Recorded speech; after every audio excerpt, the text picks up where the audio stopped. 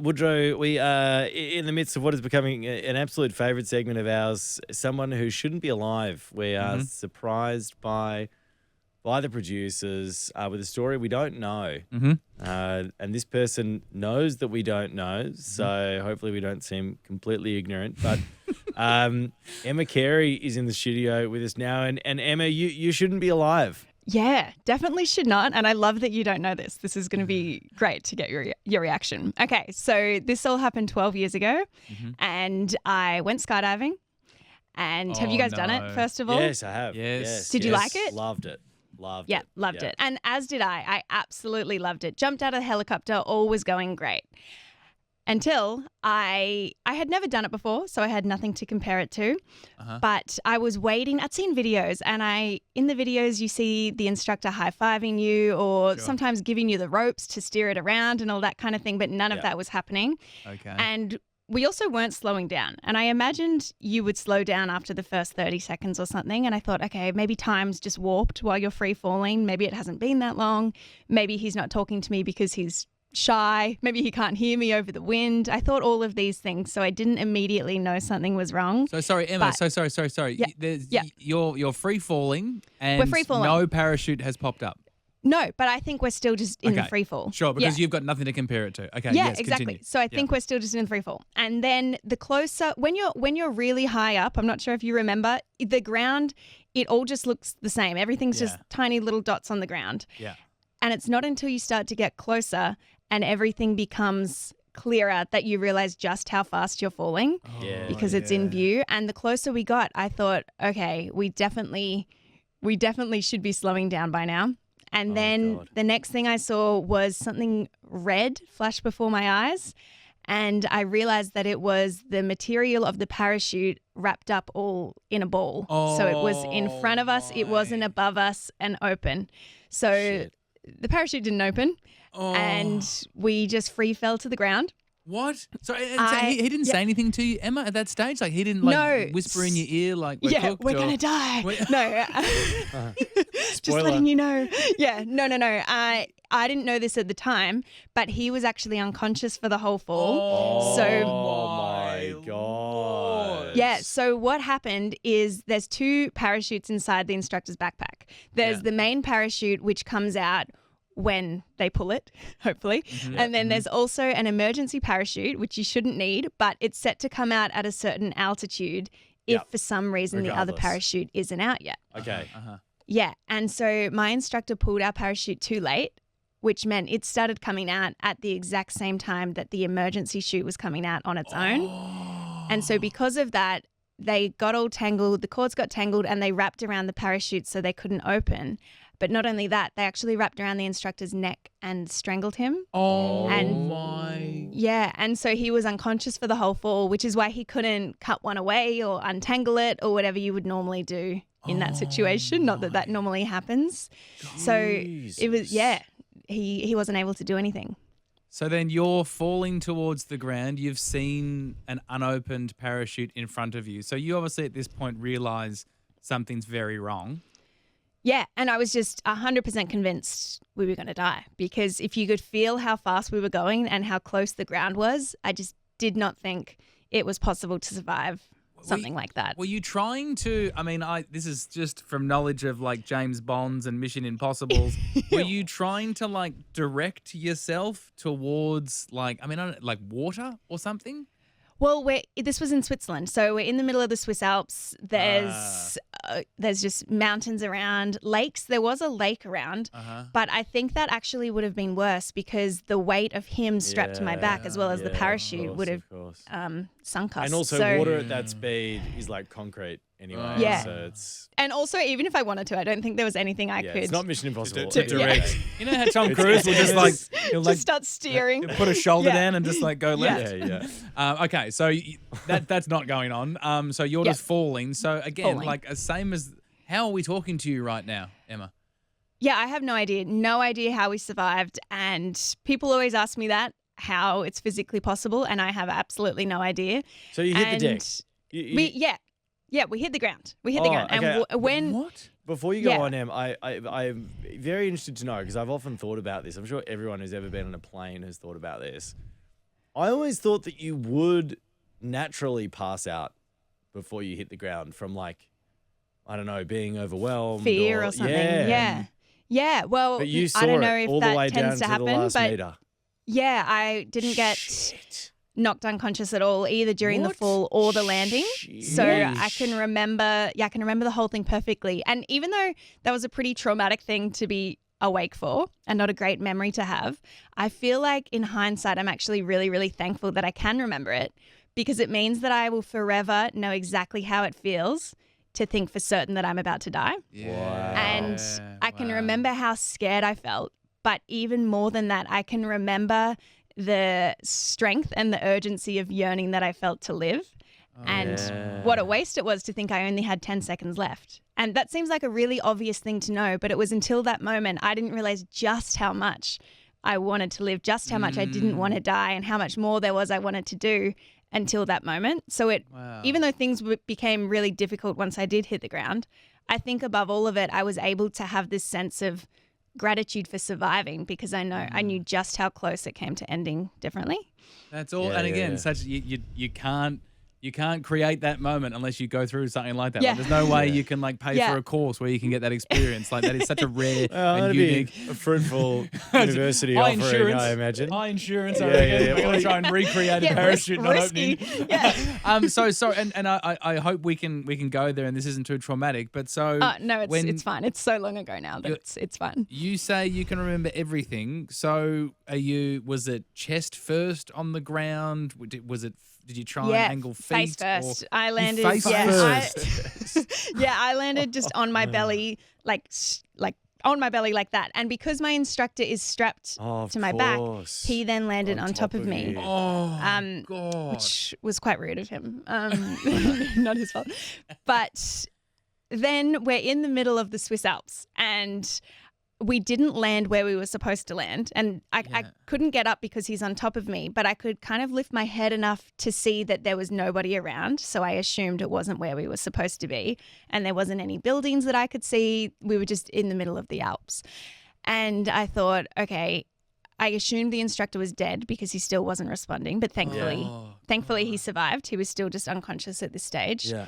But I thought it's up to me to go and find help, because I'm the only one awake in this situation. Yeah. And so I tried to roll over to get him off me, Yeah. and I tried to stand up. And in that moment, I realized I was completely paralyzed from the waist down. My abs weren't working to roll over. I couldn't bend my knees to stand. And then I thought, let's just try the simplest thing I can think of. I will just try to wriggle my toes, but nothing happened.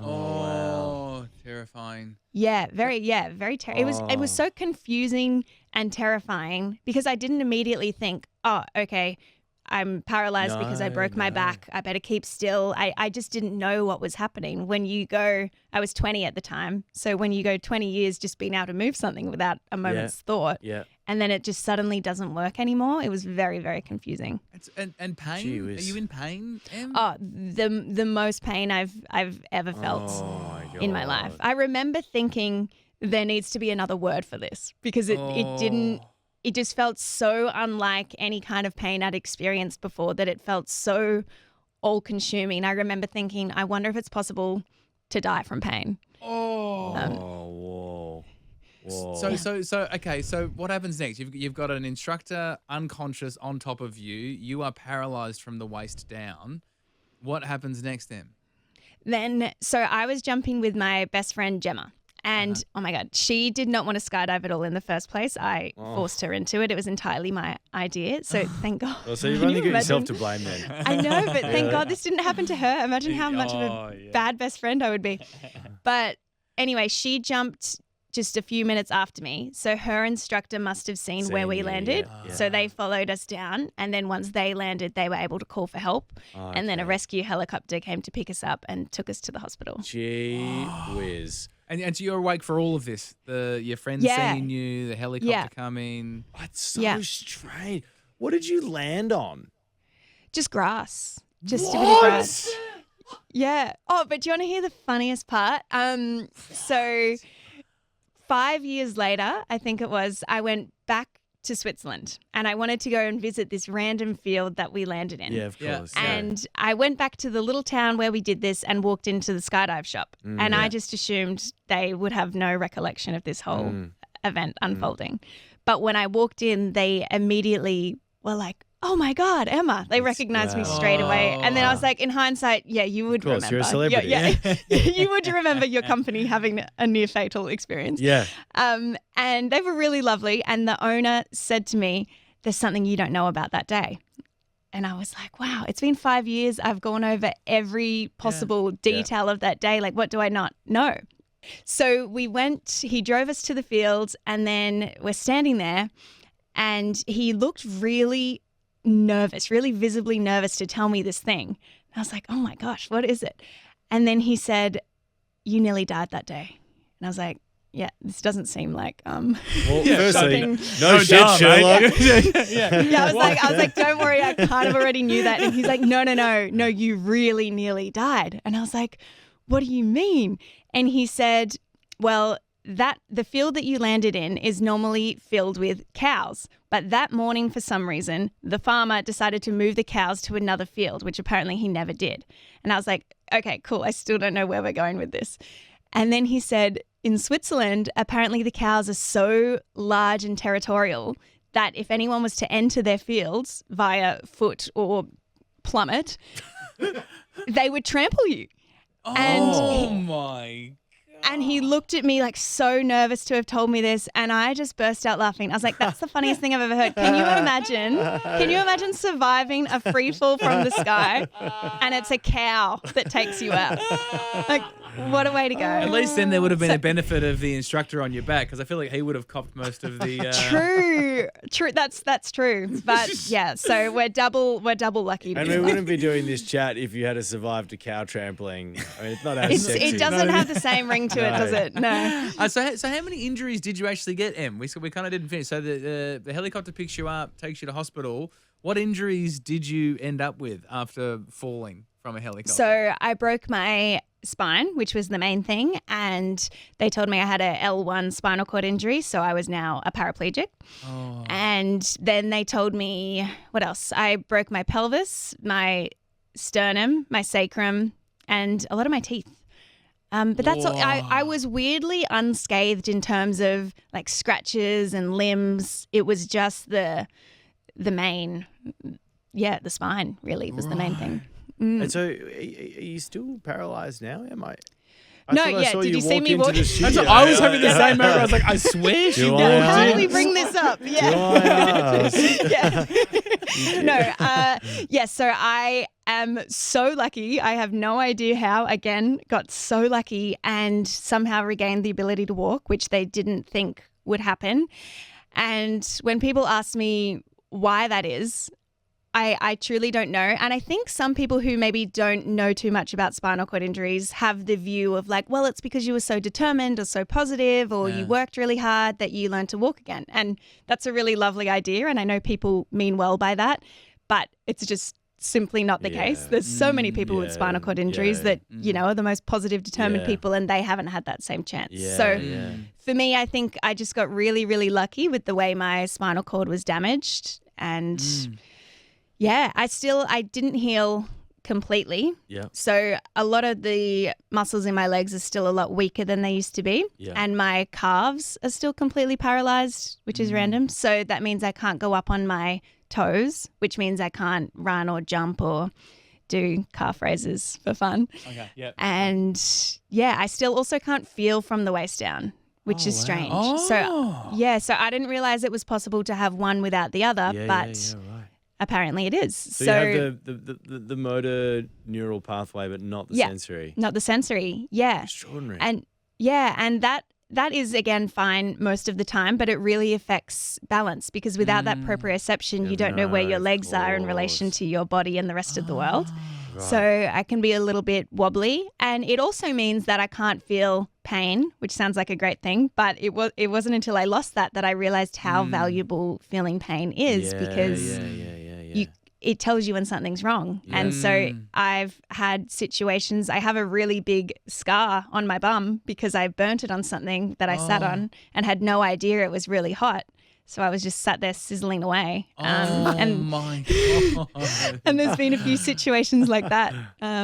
Yeah. And I also, what else? The other main things that were affected were loss of bladder and bowel control. So I'm now completely incontinent in both of those and have to use catheters and enemas to go to the bathroom, that kind of thing. Yeah. So it really was only not only, it's amazing, but the motor that came back. Yeah, the right. rest of the symptoms all haven't changed since day one. Wow. Okay. I'm interested to ask you as well, Em. That's full on, man. It's such an extraordinary story. Yeah. I'm interested to ask you because you did make the point of being glad that you stayed conscious for the entire fall and landing on the ground because, you know, you've got this gratitude for life now. I know you were only 20 at the time, but how did your ways of thinking about life change from pre the fall to post the fall? In so many ways, but I think it was mainly just I had an appreciation that I never had before. I used to just take things for granted and was just kind of going through the motions. I was very now grateful to be alive for one thing, but also really, really appreciative of my body and all it was able to do. Being 20 at that stage, I'd just kind of seen my body as an object and focused on how it looked aesthetically and critiqued it on all of that. But as I was laying there in the field, paralyzed, I could not have cared less what my body looked like. All I wanted was the ability to stand up and run over to my best friend and say, that was fun, and just get on with the rest of our trip. Yeah. But so it really changed my perspective in that way, and I just have a lot more value and appreciation for all of the functions that our body has. And when I was in hospital, even before I knew that I would regain the function of my legs, I was living in the spinal ward, and in the spinal ward, the majority of people had neck injuries. So they were quadriplegics, not paraplegics. And so they didn't have the use of their hands. And I found it so amazing that I had never stopped to take a moment to realize how lucky I was to have the use of my hands until I witnessed that. I was about to say firsthand. There's a lot of hand talk, but so I just developed this whole new appreciation. So it changed my life in so many ways. Hey, Em, can I take you to? We want to ask more about about Emma's marathon walk very shortly, and people can donate and head to mcarey.com. Trying to reach a goal of $100,000 for the Pericross Spinal Research Foundation. But before we get there, I know that when you were in hospital on the spinal ward, you wrote yourself a letter which had 5 words. What did they say? So it was probably a few days after the accident, and I just found out that I was never going to walk again. And before my accident, I loved running. Running was my favorite thing to do. And the morning of the accident, I had told myself that I was going to get up that morning and go for a run because I loved it, and I thought there'd never be a more beautiful place to do it than in the Swiss Alps, and then we'd go for our skydive afterwards. But when I woke up that morning, I was just feeling lazy and couldn't be bothered, which, might I add, is fine. We're allowed to be lazy, but with everything that happened next, it didn't feel fine. And flash forward so I told myself I would go the next day instead. And then flash forward to the next day, and there I am instead, laying paralyzed in a hospital bed, being told I'd never walk again, let alone ever run again. And I was so angry and felt so much regret. And it was honestly the strongest emotion that I'd ever felt. And because of how strong it was, I knew that it was important. And so I wanted to remember it. And so I got out the notes app in my phone and wrote those 5 words to myself. And I wrote, if you can, you must. And what I meant specifically was, if you can ever run again, you must. You must remember this feeling of wanting to do something so badly and being physically unable to do it. And you must do it for this version of you that would do anything to have the opportunity. And I completely forgot about that note until a few years later when I was like, oh, I wonder if I wrote any notes to myself in hospital. And when I found it again and when I read it, I thought, oh, past young Emma was so wise, because even though to this day I still can't run, I think those words can apply to so many other things. If there is something we can do and we have the desire to do it, then we must, for no other reason than the incredible fact that we can. And I think we often think we have more time. We think we have forever. And sometimes we don't. And not even in the morbid sense of serious injury like this or death or even old age, but just that opportunities don't hang around forever. And so if something's available to us now, then we should make the most of it and do it now. If we can, we must. Such a good message. It's such a good message. It's a great message. And like, people don't, I mean, like I'm not surprised that when we speak to people who have had these sorts of accidents, there's this like almost eerie sense of gratitude that they have about them that is almost inaccessible for people who haven't had those moments. And particularly in the moments afterwards where you realize that you have survived, or you're in the hospital bed as you were or whatever, for moments of pause where you can actually kind of like listen to what your heart wants. I think we're so sort of all of us beaten down this track of, like how we should be and what we should be, and our mind creates all these goals. But, it's like in the moment of a quiet in a hospital bed, we actually listen to like this very quiet whisper of what your heart's saying, which is like, hey, there's this thing that you've neglected. You should give that a try now. Or you should go and do that thing now. And you had a moment to go and do it. That's so true, because in the hospital, all that matters is you're very, very present. All that matters is what's happening in that moment. And so oftentimes when, now that 10 years have passed, a lot of the initial, I guess, thrill of it all has worn off and life's kind of just gone back to normal, which it has to in a sense. You can't live on that just absolute awe of being alive all day, every day. Like, it's very overwhelming and you don't know what to do with that. So now that life has kind of gone a bit more back to normal and there's things that annoy me, it's frustrations that come about, just normal life things again. Yeah. I tend to remind myself, I'm like, okay, would this have mattered when I was in hospital? Yeah, right. Because the only things that mattered in that moment, that's how I can determine what really matters, or if it's just an issue that I'm going to forget about in an hour or a week's time. It's a really good, reminder of just how to rank the importance of things. Yeah, Awesome. There's that gratitude. That's so good. It's This is just so good to listen to, Emma. I hope everyone listening has got as much out of this as me and Will, because it really, it's just, whenever you hear stories like this, as Will said, as you said, it just reminds you of, I'm sure everyone listening, even for Will and I, there's probably something in our life that's stressing us out right now. It's probably nothing compared to lying on a field in Switzerland, not being able to feel your body from the waist down. Yeah, which is a very unrelatable situation. but that's exactly why I chose to share this story in so many ways, like through writing a book or through doing interviews like this, because I know that I gained so much from that 2-minute period of my life. And I wish so badly that I could have learned all those lessons without having to go through the traumatic thing to learn them. Yeah. And so I hope that other people can maybe take a little fraction of that without needing to have the plummet to get there. Without the uni course might still be open. Who knows? Yeah. There's a job opportunity there. Hey, so you can get Emma's book, The Girl Who Fell from the Sky by Emma Carey. But Emma, let's talk about this Emma's marathon walk. Yeah. So, as I said, before my accident, I loved running. And so I'd always planned to do a marathon one day. Yeah. And as I was kind of mentioning before, I just always assumed I would have more time. And I didn't get to. And then when I was in hospital, it was always the one thing in the back of my head when they said, you'll never walk again. I was like, okay, well, if I can ever by some miracle walk again, I want to run a marathon. Like, that was the big goal that just stayed in the back of my head. And I don't think I ever told anyone that because it seemed so far-fetched from my reality at that stage. And then as the years passed and I was so lucky to be walking again, I still couldn't run. So I thought I just kind of let go of that dream because I thought, okay, I can't run. There's so many other things I can do, but I can't run, so I can't run a marathon.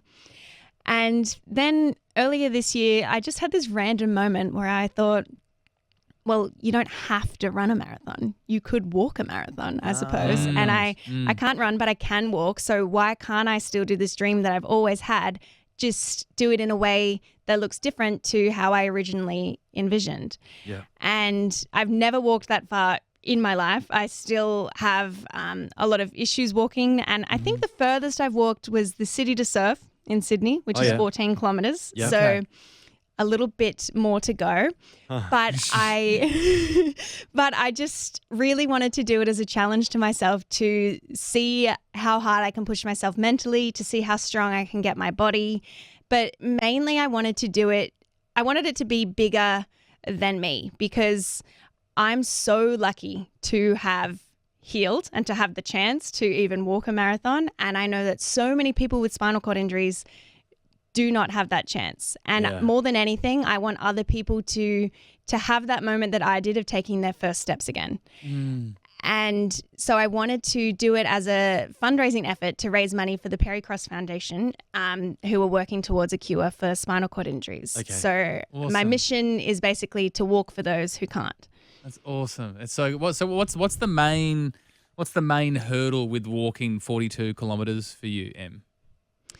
Just it's really interesting. So you know how when you're, I don't know, in the gym or running or whatever, your muscles start to get fatigued or they start to burn, that kind of thing. Yeah. I don't feel the burn. They just kind of stop. Oh, wow. So you never really know when that moment's coming. Oh, wow. Yeah, it's really, really strange. Like I could be in the gym doing, I don't know, squats, and I don't have that thing where I'm like, oh, it's really starting to get hard now. It's just suddenly, oh my God. I guess we're done. Oh, that's hectic. That is extraordinary. And so I think the biggest thing for me will just be endurance because my muscles, even though I can't feel it, but they fatigue a lot quicker than they used to. Yep. And because I walk with a limp, I get really, I'm like quite one lopsided when I walk, and so I get really sore muscles like in my back and in my hip and everything because it's a bit off balance. Okay. So I think just general endurance and strength and I don't know. I'm just hoping the vibes alone of the New York Marathon will carry me because it just seems like it's going to be a very high atmosphere event. Are you going to walk with I'm just thinking about this, could fall at any time. I feel like you're going to need 4 people holding mattresses around you just in case if you I drop fall, one way or the other, but then I just think I've fallen from higher, so I think you're it'll be right. fine. Yeah. You're just going to bounce back I'm a up. professional faller guy. If Yeah. anything, someone needs to put out a public service announcement to the concrete of Manhattan because Yeah, look out. Emma Carey is coming and she will put a dent in that thing. No, it actually is concerning how much it's altered my view of what's possible to survive. Like in terms of heights, I'll see something and be like, easy. But no, it's not. It's not. I still can't believe that. I should mention, to find out more about Emma's marathon walk and donate, head to mcarey.com and we can help her reach her goal of $100,000 for the Perry-Cross Spinal Research Foundation. Who was the last scientist that you spoke to about I'm not often speaking what to happened Who was to the that last ground? scientist you spoke to? Well, no, I mean,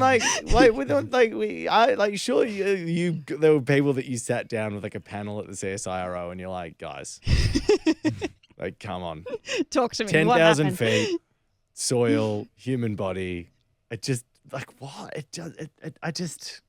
I crazy. don't know. I really don't know. And no, I haven't really sat down with anyone about it. I think I don't think about that part of it specifically because I feel like I get so in my head of how overwhelmingly lucky and impossible it is that we survived that I think I have to do something so important and so massive with my life because I'm so lucky to have it, and then I get really overwhelmed and thinking, well, what do I do that's important enough? Yeah, I see. So maybe I just put it in the ignore part of my brain of things that have happened. Wow. Yeah. That's so interesting. I'm sure we could dive into that, but it sounds like you're doing something pretty wonderful here, mate. So mcarey.com. Emma's going to walk a marathon, the New York Marathon, $100,000 for the Perry-Cross Spinal Research Foundation. Emma, thank you so much for coming on Will and Woody and sharing your story. Thanks so much for having me. It's been awesome. It's been so great. Were you shocked by the story or did you see it going that direction? Yeah. Seriously. We've had a guy got attacked by a bull shark. That is nothing compared to what you went through.